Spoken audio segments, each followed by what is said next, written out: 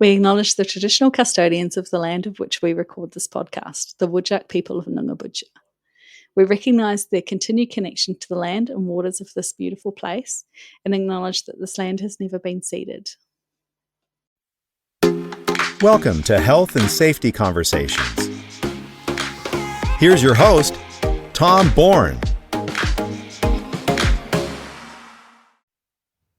And joining us today is the amazing Nathalie Martinek. Nathalie, how are you? Nathalie Martinek, PhD, helps people build relational leadership capacity and cultivate effective relationships in professional life, while also supporting those who've been scapegoated, sidelined, or harmed in environments that protect image over people. As a coach, she works with professionals to shift unhelpful relational patterns and navigate subtle power dynamics. As a group facilitator, she creates spaces for learning, applied reflection, and restoration. As a consultant, she helps individuals make sense of workplace dysfunction and emerge intact, with insight into the system and how to move forward. Her approach draws on years of practice inside and alongside institutions, informed by an early career in developmental biology and cancer research, where she studied how environments shape behavior and how systems enable dysfunction. Nathalie writes and teaches on scapegoating, narcissistic systems, relational leadership, and the emotional forces that shape them. She is the author of The Little Book of Assertiveness, the Scapegoating Playbook at Work, and creator of Hacking Narcissism on Substack. I'm well. Thanks, Tom, for having me here with you today. And where are you joining us from today? I'm joining you from now sunny, sort of sunny, Melbourne, Australia. How long will that last? About an hour and a half? No, that's generous. Maybe 10 minutes.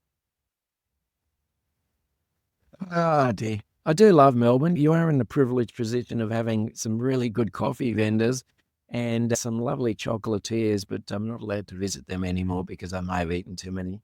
Oh, in shame. years. Yeah, I To know. find a new addiction that Melbourne catered. How good is Melbourne for its little lanes? They're gorgeous. I mean, you've got all the street art, you've got the hidden, nameless cafes. Always discovering something new when you venture out. Very good. Now, Lee, I brought you on today because you came to my attention through what I believe is the most successful that I've seen series of posts and articles about a topic, and it just seemed to be ongoing and built and built and built. And this was on scapegoating in the workplace. First of all, was it planned? And were you surprised at the response that you got? Yeah, good question. I'm asked this a lot. It wasn't planned. I had no idea that there would be such an appetite for such a topic. I had been pretty surprised at the reception and the interest. And, this is on one social media platform, and we know how these platforms work. Everyone's looking for the next big thing, the next trendy thing. So whenever there's a new word to describe people's pain and suffering, and even though it's not a new word, but a new way of looking at things and their experience, people jump on it, not surprisingly. So I think that's kind of what happened. What drew your attention to focus on this specific workplace issue?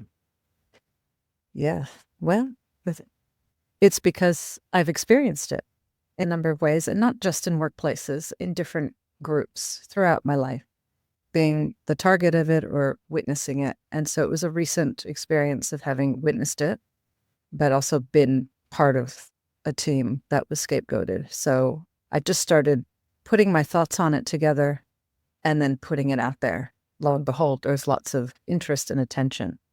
Because when we think about workplace abuse situations, bullying is often what comes to mind. And scapegoating can have elements of bullying, but it's often nuanced, and we miss that it's not just one person targeting another person. It's a system turning on one person, and it does it progressively, increasing the number of people who turn against the target to exile them from a system. I love challenging dominant narratives about things like moral injury or burnout or pain and suffering, things like that describe our pain and suffering. And scapegoating was another one that wanted to raise awareness, but also challenge. I'm more of a disruptor in that way, challenge the common thoughts and dominant narratives about workplace abuse and bullying and general negativity that we experience.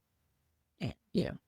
You talked about bullying and harassment and more being more of an individualized behavior, whereas scapegoating is more of a collective turning on individuals or groups.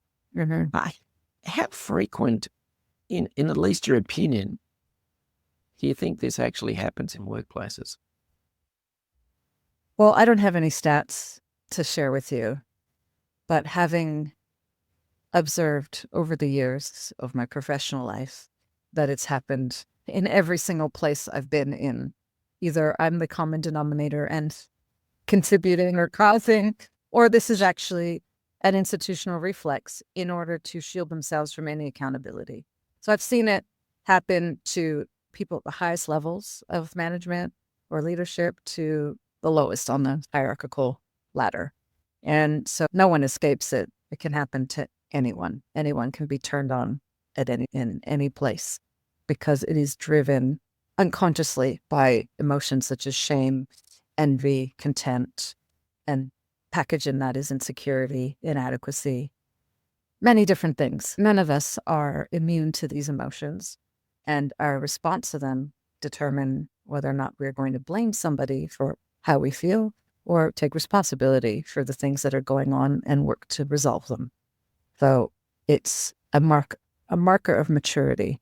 So if you have mature leadership, mature organizations who are willing to take accountability or at least contribute to a solution that is beneficial overall, you're less likely to get the scapegoating. And it requires a number of conditions for that to be in place.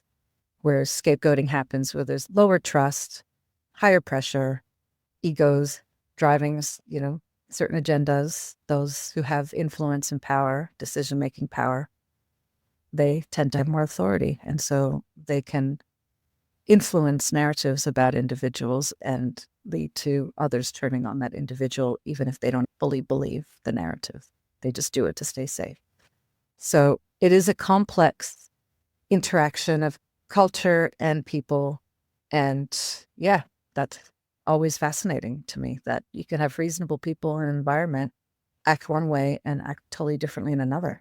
And the difference is a lower or higher trust in either of those contexts. Okay.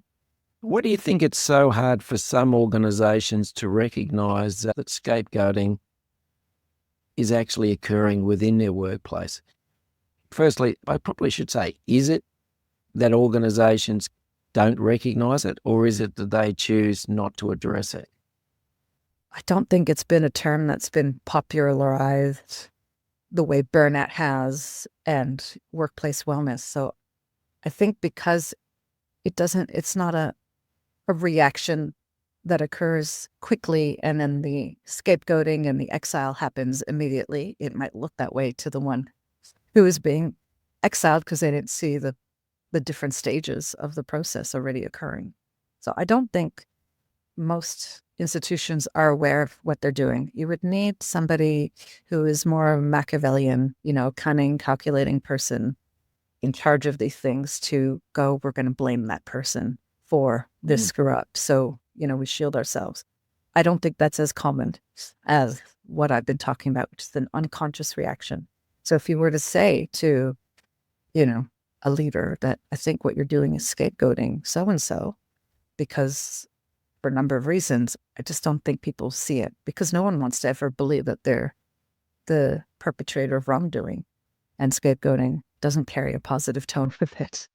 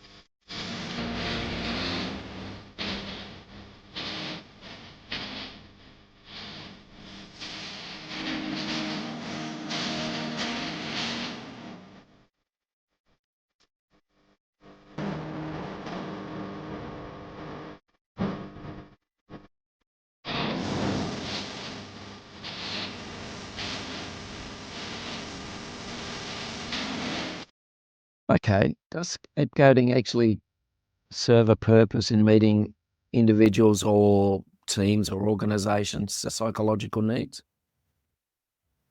Well, I guess maybe it helps to define what scapegoating is. And so scapegoating is a very ancient process that was described in the Jewish scriptures, in the Torah or Old Testament for everyone else who know it. And basically it's using a goat to carry the sins of a community, and then they banish it to the wilderness so it can carry the sins away, and then the community is cleansed, is purified. So it's a purification ritual. But that's essentially what happens in workplaces or in any sort of groups, where instead of dealing with our failures or our faults or taking even a look at them, we'd rather just project them onto another object or person and send them out. And therefore, we'll feel better because they're the problem, and now the problem's gone, everything's fixed. But that's never the case, because with the tendency to scapegoat highly competent targets actually takes the talent out of the pool. And if they've been carrying a lot of the load, the productivity and the load, the rest of the team feel it when that person is gone, and things are never quite the same.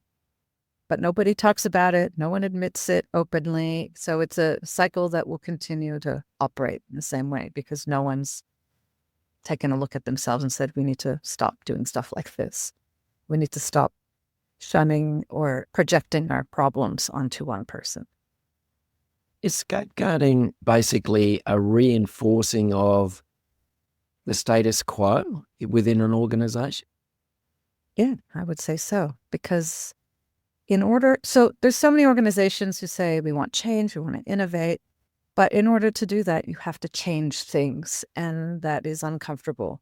So when you have somebody who comes in or who's been there and says, this is not working, there's some risks associated with doing things the same way, we need to create change. Everyone needs to be on board with that to actually go, yes, we'll all work together to support this change, and it's going to be uncomfortable, but we'll ride it out. Whereas a lot of people, even if you raise the issue, they don't see it as an issue because they're happy with the way things are. It's working for them. And so you start to be seen as a problem. So you're essentially being the disruptor of status quo. So in order to get rid of the disruptor and protect the status quo, we need to kind of fabricate this whole situation and, performance manage them and make claims about their performance that are not actually true, but we're going to believe them because that's what we need to, again, preserve this thing that we think is more important than that person. Yeah. I like the way you've mentioned in a few of your posts about we usually take the individual's strengths that were deemed to be strengths and positives. We just reframe the narrative, and those characteristics that were exemplified or cherished now become the things that are negative about the people. And so, instead of being an agent for change, you're now the problem, you're not a team player, etc. Do you find that the narrative construct around the person who's therefore deemed to be the scapegoat or the problem, how subtly it changes in such a short period of time? Yeah, it is. And that nobody there are people who'll think, well, that's weird because we've just been praising them. And now the thing we've been praising them for is a problem to that person. But, people standing up. A lot of people don't question, especially in Australian culture. It's what I've noticed as a Canadian living here for 20 years now. People don't necessarily speak up and say the thing that bothers them in the moment. They keep quiet because they don't want to ruffle feathers or be seen as a problem and stew on it for a while. And they might say their feelings to someone else, but it doesn't ever come out publicly. And so nobody does anything about it. So even though there's some early warning signs that this person is now being targeted or about to be targeted because the things that we praise them for are now seen as problems, but none of us are prepared to stand up because, that's not our business. Or I don't know what to say. Or, well, it's not obvious they're being targeted, so I don't want to, make waves. It's a lot of discomfort. And that's how scapegoating really I guess, is sustained because we just sit in the discomfort and feel powerless to do anything, or we just stay in the silence of it. Even though we feel things are going on, we might not have language to describe the discomfort and why we feel it. So it thrives on this uncertainty versus being yelled at by a boss in front of everyone. It's very clear that's so inappropriate and that's abusive. And, you can do something about it. Whereas all the other things where it's colored in language, but isn't, and the language can be a little vague or ambiguous, people get away with that. What are some of the negative effects of scapegoating on a business? Maybe not just in productivity, but also in culture, innovation. But I'm guessing it would actually impact on productivity regardless, anyhow. Yeah. Well, if you have somebody who's been a high performer, who's had strong influence, not only in that workplace, but, in among stakeholders externally, you remove them or they remove themselves because, something's going to happen. Either they get removed or you remove yourself first. Then there's a void that gets created in their absence. So the things that they were doing now have to be handed over and managed by everyone else. But you're lacking potentially the talent that person brought and the wisdom and knowledge. So there's going to be some recovery time. Then you have to spend on recruiting to replace that person to come in and then acclimatize to a role that, was filled by somebody else. So there's the time lag and so the requirement for everyone else to pick up slack. So that leads to resentments. The whole process when you see somebody picked on but nobody's doing anything about it, it has a demoralizing effect. So when that person leaves, the rest of the crew would still feel demoralized. So they might not feel as motivated to work. So there's going to be a lag potentially of productivity, or they get on with things, but they're changed from that experience. And so they might get stuff done, but they might also be looking for new jobs. I'm just wondering, how long after someone who's been scapegoated leaves the organisation, either voluntary or Possibly. do we still go on blaming that person for in the future, looking backwards and saying, these issues that we have now, they were all their fault? Does that go on for years or does it just short period of time? Yeah, it's a good question. I think it depends on how that person contributed to the functioning of the team or the organization. But it can go on because once the scapegoat leaves, they're still under surveillance. They're still being watched and seeing what they're going to put up on social media and who they're talking to.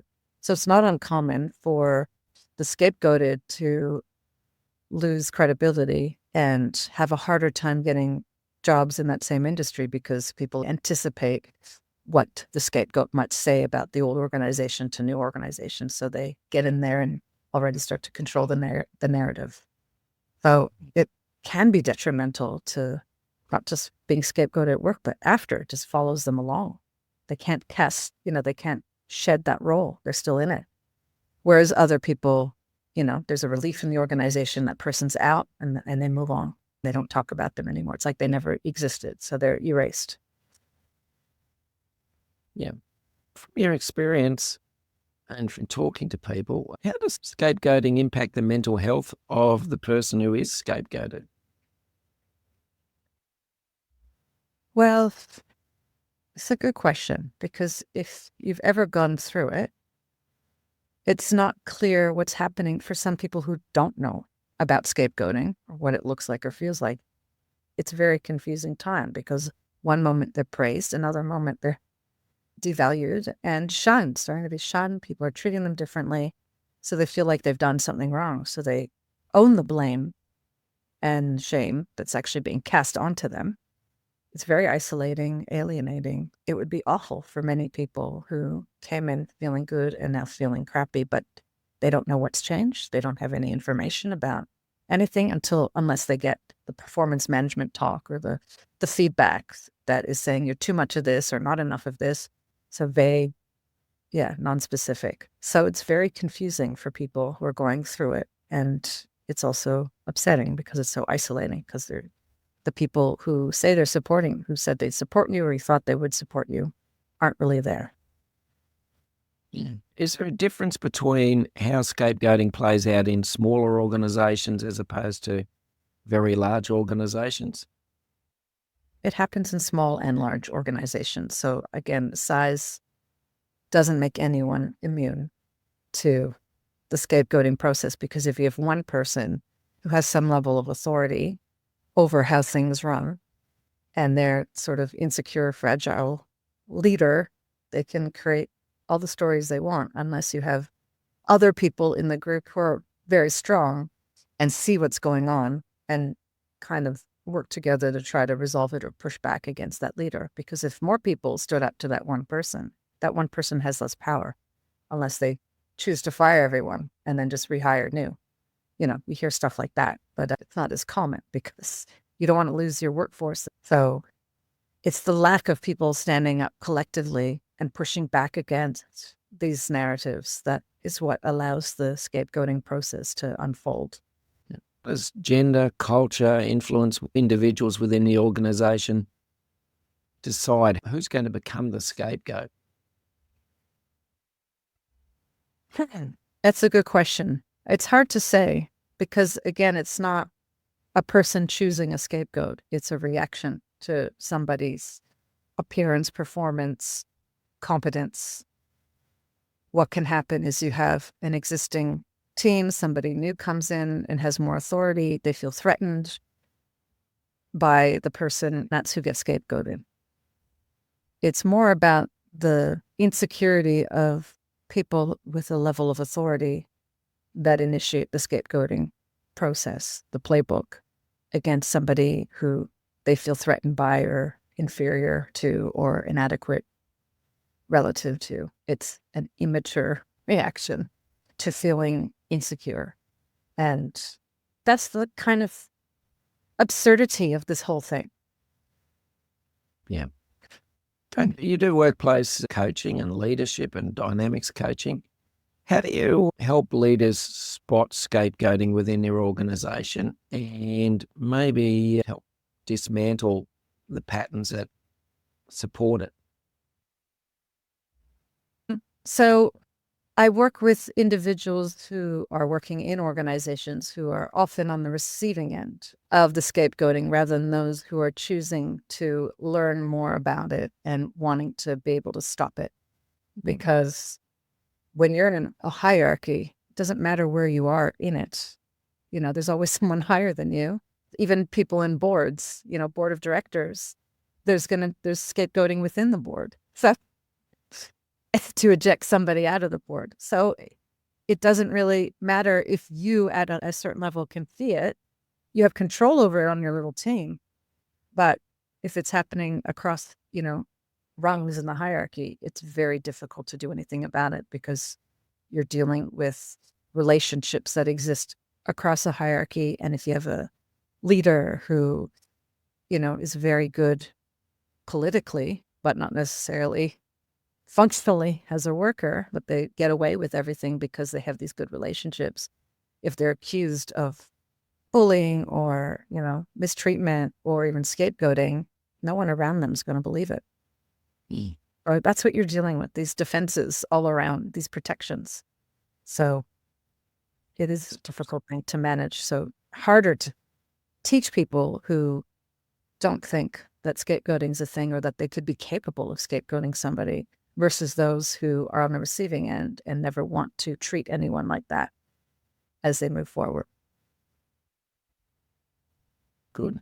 Do you have any strategies for those who suspect they are being scapegoated, particularly if perhaps leadership are part of the problem? Yeah. So once you're in the process of scapegoating, there's no breaks to the system, to the process.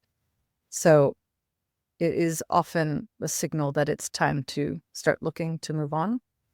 What I help people with often is how to buy time before they leave. So leaving's inevitable, but how to kind of suspend their time there a little longer, how to understand where they are in the scapegoating process. I've outlined 8 stages. So identifying the stage and what happens in that stage and how to outsmart it because you know what's coming next. So Yep. how to outsmart it, how to sometimes reduce your threat factor, because if you're seen as a threat because you keep challenging or standing up, then maybe if you're trying to buy time, don't do that so much or do it at all, because why are you bothering to challenge things when the institution doesn't care about you? And why would you try to support and try to improve things in a system that doesn't show the same care and concern for you? So stop caring is another strategy. As I tell lots of people, give less shit because it doesn't care for you and it's trying to oust you. Maybe minimize your threat factor so that they take the heat off you a little bit. So those are a few strategies that I recommend to people. Again, it's dependent on their situation. We have to unpack and analyze what's going on, but those are some basics. If you're the threat, then reduce your threat factor through a number of different ways and try to stay under the radar a little bit so that they take the heat off you a little bit. And also don't fall for the tricks that they're going to be pulling on you, which is trying to convince you that you're a problem, that you need to be performance managed, that you have to sign an NDA. Once they've changed the narrative of what's going on, you can refuse all those things. Or you could just go, that's nice. I'm just going to keep doing my work. Like, you don't have to take any of it seriously because you know you're leaving.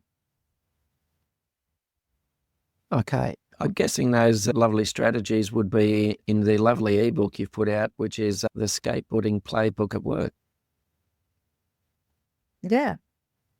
Unfortunately, it's hard to compile enough evidence that would be seen as helpful legally if you wanted to take it down that direction. So sometimes it's better to just be aware of what's happening, maybe predict the next moves and adjust your behavior responses accordingly, but also it's time to go. Yep. Yeah. Is it true that once scapegoating starts, it just continues to escalate until there's an inevitable conclusion? Yeah.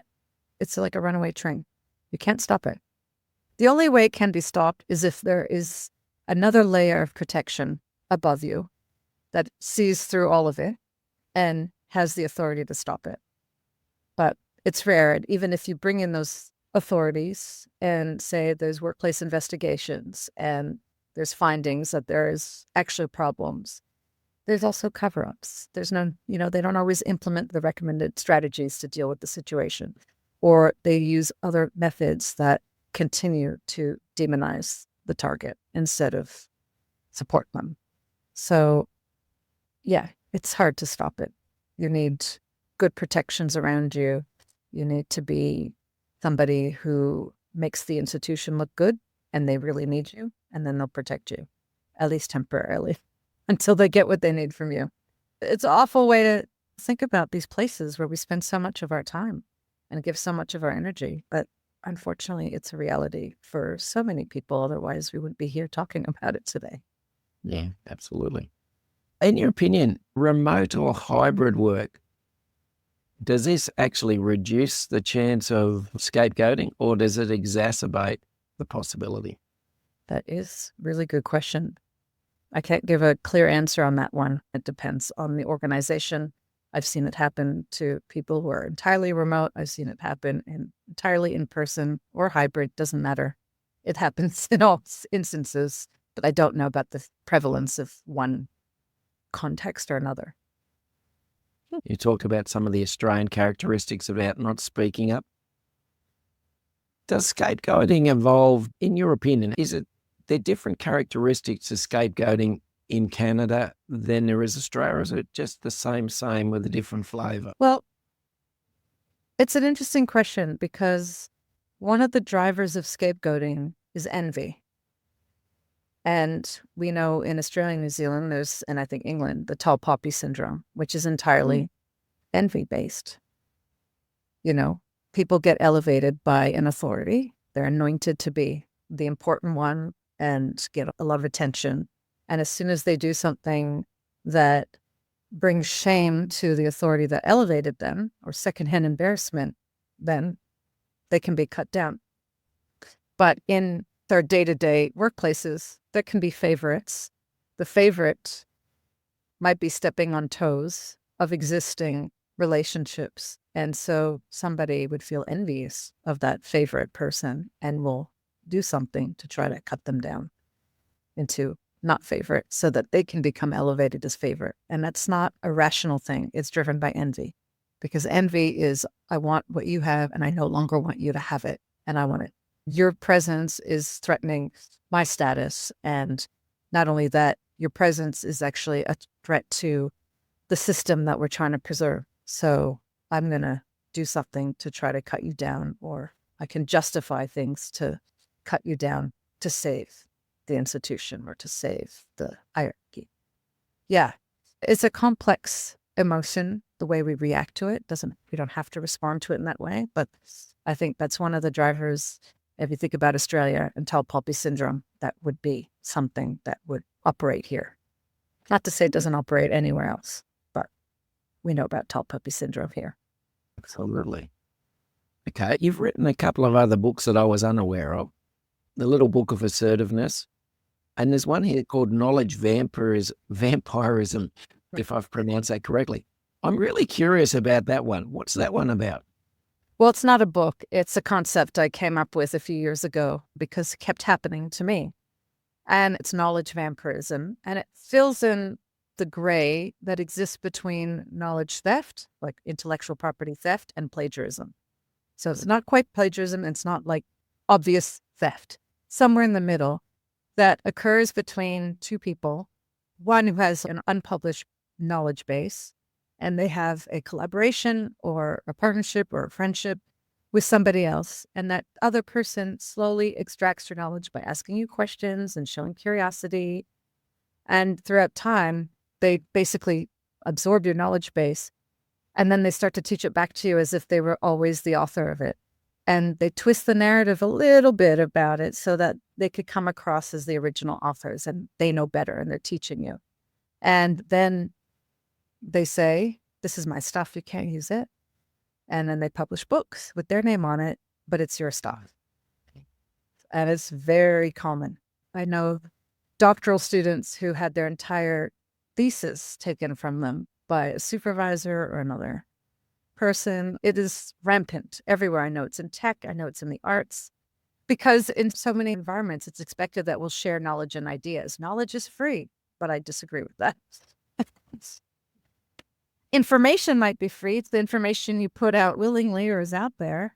And it's not just ideas, it's a body of knowledge. So it's not just like one bit of information. It's this whole thing. So, and I also describe it as a feature of covert narcissism. So one person is the narcissistic, kind of self-serving, dominating. It's all about me. It's all about what I want, what I think is important, what matters. And you serve me.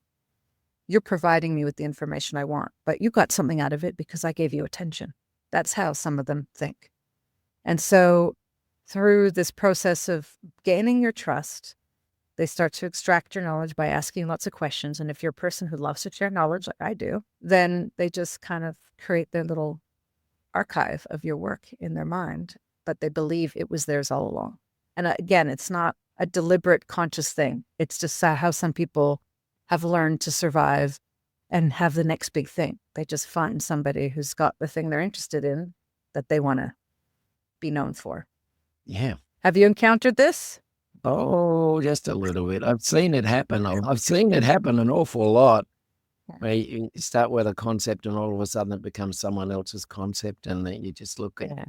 You almost want to roll your eyes. Tell that to any author that's trying to sell a book that knowledge is free. Yeah. Or if knowledge is free, why are we funding so much scientific research? And then you have to pay to subscribe to some journals to get access to the findings. Like, it's not free. Sure. Tell that to the pharmaceutical companies. It's not free. It's free if you make it free, and that's your choice. That's right. We each have something we need, and we also need to pay to live. To me, that's just pure theft. It's just theft of something physical, but this is a theft of knowledge. Yeah. All right. Is there anything you could give leaders advice that they could take action on so that their organization does not normalize scapegoating? Yeah. Leaders have a huge responsibility regarding not scapegoating. And part of it lies in their own ego management. Because as much as we like to think leaders are well developed in their character and their maturity, many are elevated into positions of leadership without that development, without that maturity.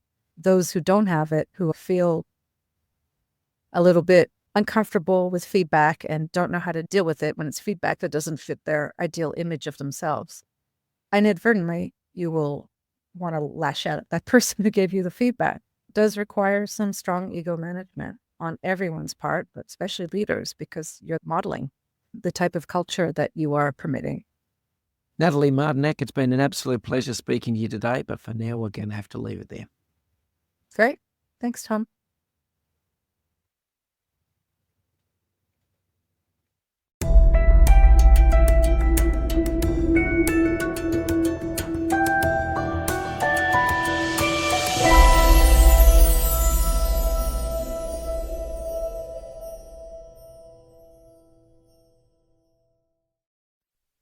Thanks for listening to Health and Safety Conversations with Tom Bourne. Until next time, stay safe and enjoy the rest of your week.